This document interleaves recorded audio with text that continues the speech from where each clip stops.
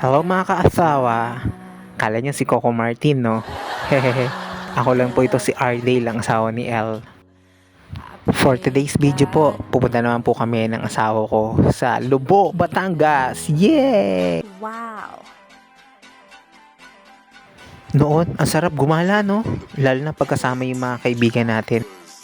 Pero ngayon, habang nagkakaedad tayo o tumatanda, mas gusto na lang natin kasama natin yung mahal natin sa buhay. Lalong-lalo na alam mo at ramdam mo kung gaano ka rin niya kamahal. Kami mag-asawa, hindi naman kami nagsimula ng puro ganto, gala, travel. Marami rin kami pinagdaan ng problema, mga challenges sa relasyon namin. At alam namin sa buhay na marami pa kaming pagdadaan ng mga challenges or mga problema.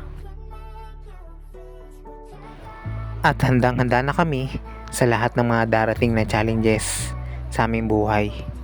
Kasi alam namin at naniniwala kami na lahat ng yun ay daraan lang at kakayanin namin at kakayanin pa namin.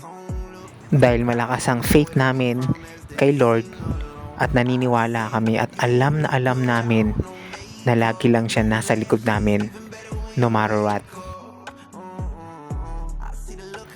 Salamat po Lord dahil sa mga panahon na susuko na kami, hindi niyo po hinayaan na mangyari yun. Bagkos, pinagtibay niyo pa po kami, lalong-lalo na po sa araw na ito dahil alam namin na pinagtibay niyo kami ng gusto.